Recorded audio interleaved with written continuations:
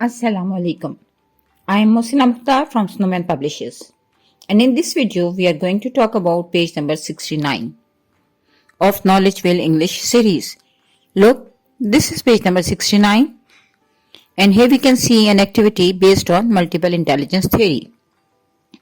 Activity name is Nature Treasure Hunt.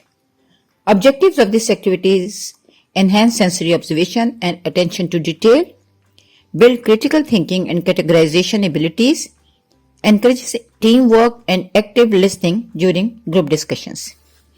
ये activity जो है इसका नाम नेचर ट्रेजर हंट इसलिए है कि बच्चों को नेचर से नज़दीक किया जाए और साथ साथ बच्चों को ऐसी चीज़ें ढूंढने की तरफ माइल किया जाए जिनकी मदद से वो नेचर से कनेक्ट हो सकें और अपनी एनवायरनमेंट के मुतालिक जान सकें.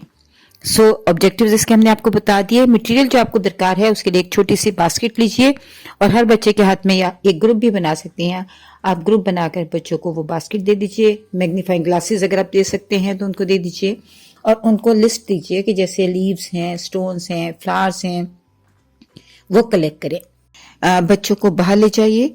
बच्चों को बाहर ले जाकर स्कूल ग्राउंड में या स्कूल पार्क में आप कहीं भी बच्चों को ग्रुप की सूरत में ये एक्टिविटी दीजिए और उनसे कहिए कि वो तमाम तर लीव्स को, फ्लावर्स को, स्टोन्स को टच करें, उसकी टेक्सचर के बारे में बताएं, उसकी स्मेल के बारे में बताएं, उसको क्लोजली ऑब्जर्व करें, उसके कलर्स के बारे में डिस्कशन करें. और फिर जब वो कलेक्ट करके आइटम्स लाएं तो मेनली जो है आप उनसे सवाल पूछ सकते हैं कि what makes this item special. इसमें ऐसी क्या खास चीज है जो आपको अच्छी लगी, इसका कलर क्या है, इसका टेक्सचर क्या है. तो जब आप इस तरह, इसका साइज क्या है, ये कितना बड़ा है, छोटा है, तो आप जब इस तरह की चीजें बच्चों से, इस तरह के क्वेश्चन जब आप बच्चों से पूछेंगे तो बच्चों की ऑब्जर्वेशनल स्किल्स डेवलप होंगी.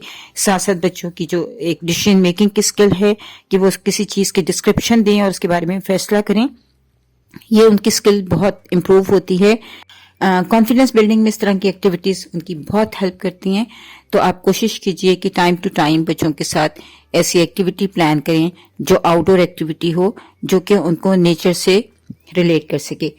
इस किस्म की एक्टिविटी को सिर्फ नेचुरलिस्ट बच्चे एंजॉय नहीं करते बल्कि बॉडीली काइनेस्थेटिक बच्चे, क्योंकि वो मूव करते हैं तो वो एंजॉय करते हैं. साथ साथ वर्ड स्मार्ट बच्चे यानी वर्बल जो लिंग्विस्टिक बच्चे हैं वो वहां नई वोकैबुलरी सीखते हैं, वो इसलिए एंजॉय करते हैं. और फिर जो पिक्चर स्मार्ट हैं वो आप जब पिक्चर्स फ्लैश कार्ड्स दिखाती हैं चीज़ों के जो उनको तलाश करनी है तो बच्चे अपनी एनालाइजिंग स्किल को भी बहुत इम्प्रूव करते हैं.